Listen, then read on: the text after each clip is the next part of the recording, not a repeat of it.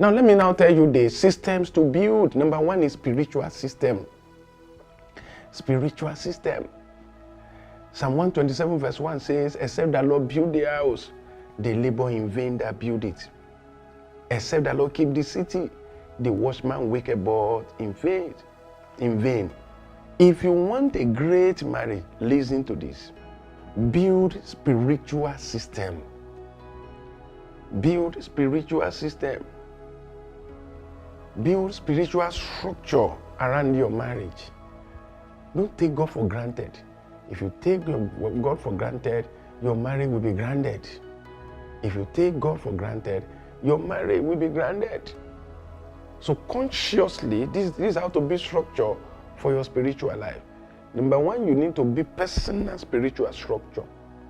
Then couple spiritual structure. Then the third one is family spiritual structure. So, and this will be based on fellowship, regular church attendance, church to attend. You need to agree on that. Where to serve God. Don't just be a bench woman. There's something that normally happens when you are serving God. You are responsible to God, and God is responsible to you. So you can't be in church for 5-10 years and you have never been in any department. It's a shame. It's a shameful thing.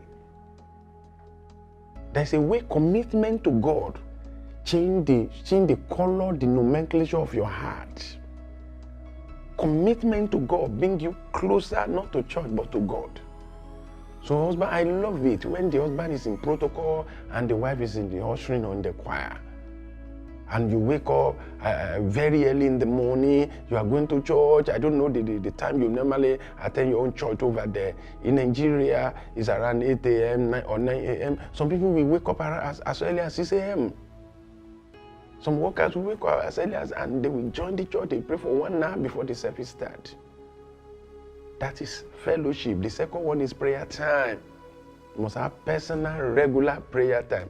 Couples, regular prayer time. Then the family. So you must determine when to pray regularly, when to pray together regularly as couples.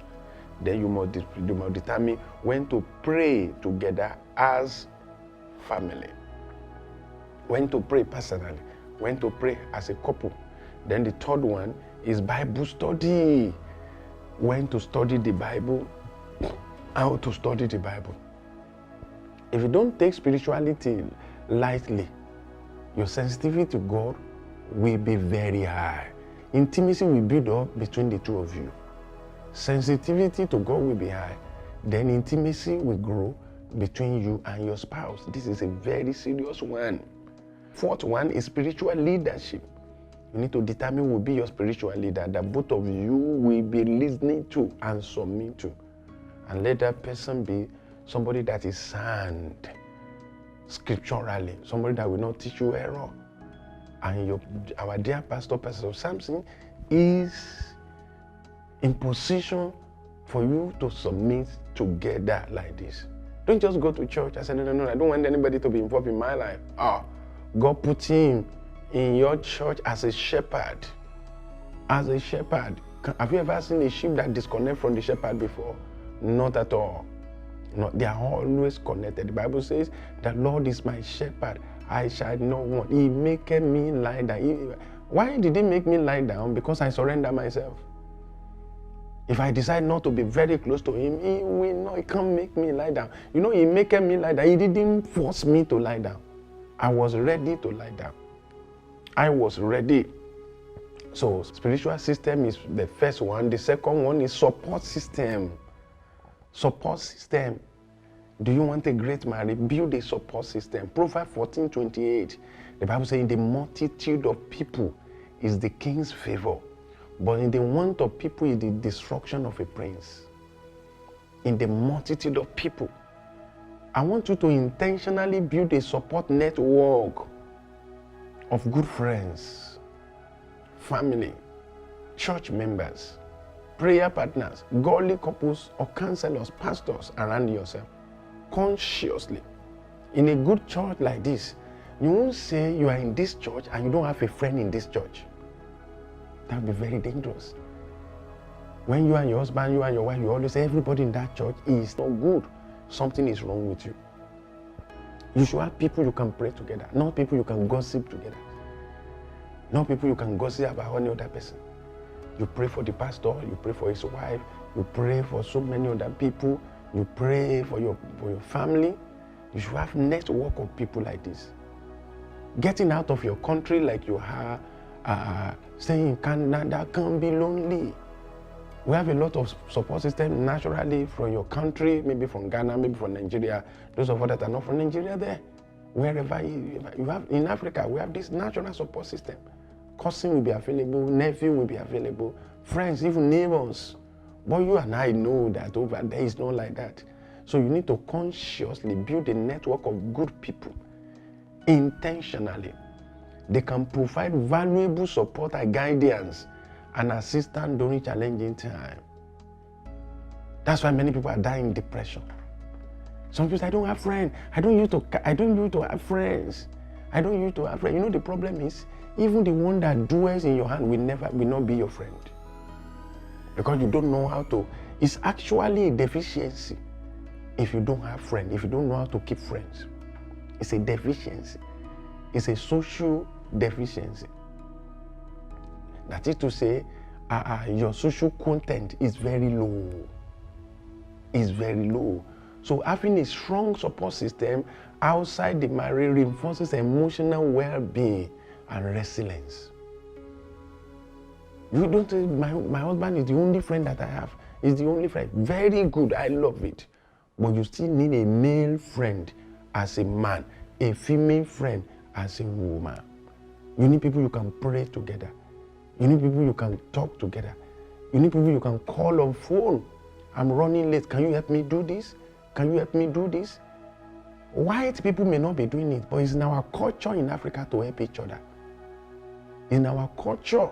I ministered in Europe some time ago, and I discovered a culture among Nigerians there. They began to build culture, very good culture. At times when a couple would like to go on dates together, many of you say, we can go on dates. Where are we going to pick our children? It's because we are not having support system. So in that church, they agree. If you have to do anything, you come to my house, you drop your children. That's when you are not at work.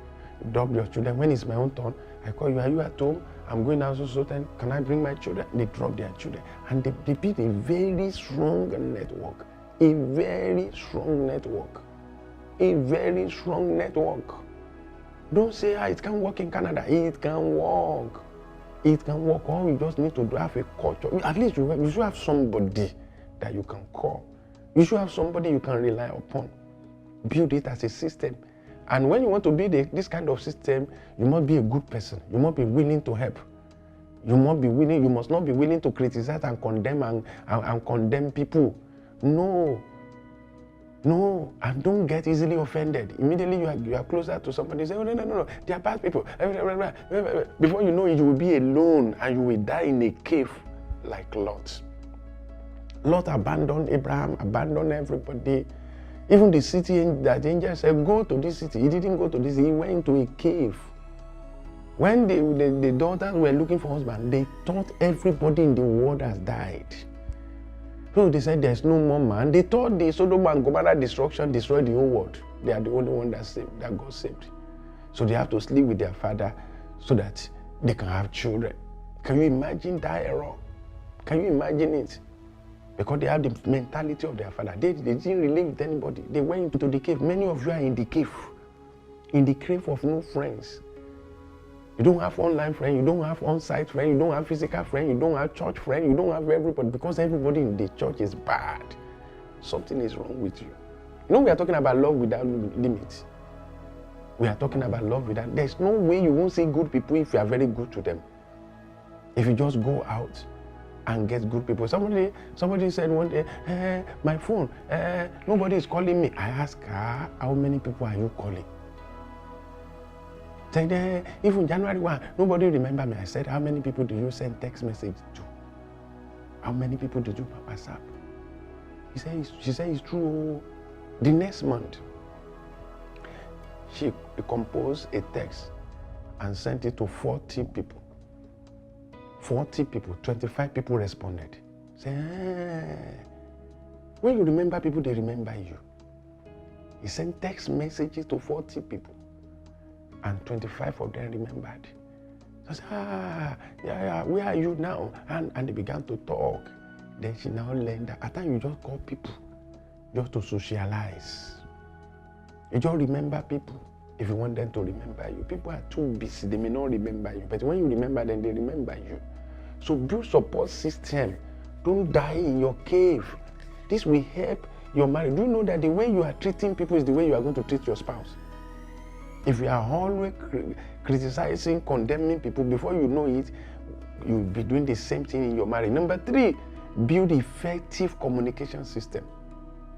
Effective communication system. This is key. This is key. Effective communication system.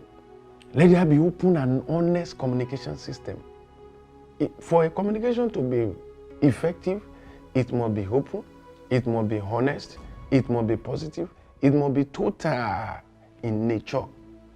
Create a safe space where everybody, where you and your spouse, you feel safe and comfortable to talk. There's something I always call ITT, people that are in our clinic. Please, the clinic that I'm talking, marriage clinic that I'm talking about, you can do it online. Many of our people are always subscribing to online. So that you are in Canada, you can do it. It's not that you have to come to our office at Ikeja, Lagos. No. And if you have siblings, uncles, people that are having problem in their marriages, send the link to them. bisiadewale.com/marriage clinic. Send it to them. Send it to them. Let them learn. One of the things we normally do there is intimate talking time. We will help them to create communication system. We help them to talk. Even right there, online, video to video, they will sit down and they can sit down to talk. We will be hearing them, we'll be listening to them, we teach them to talk. Now, many of you normally talk in time of war. When you communicate right, you know the heart of each other. In fact, when there's no communication, there will be confusion. When there's no communication, there will be no intimacy. So communication is the soul of every marriage. Talk about how to talk in your marriage. Talk about how to talk. Agree how to talk, the time to take each other out just to talk. And please, I want you to approach your marriage in such a way that you won't only be talking about vital issues when you have misunderstanding. There will be time you just talk together as friends. You don't talk together as partners. And then you talk as lovers. Many of you are talking as rivals. Many of you are talking as combatants. Some are even talking as enemies. If you get the communication right in your marriage will work no matter the state of that marriage now. So pray for your communication system in that marriage and talk about it. You don't need to condemn. You don't need to criticize. Don't condemn. Don't criticize. Don't compare. Don't shout on each other. Right tone, right time, right place, right situation. If you can put all these things and you do not talk out of anger, no voice raising, you are going to get the best out of your marriage. Because anywhere there's no communication system, there will be confusion statement.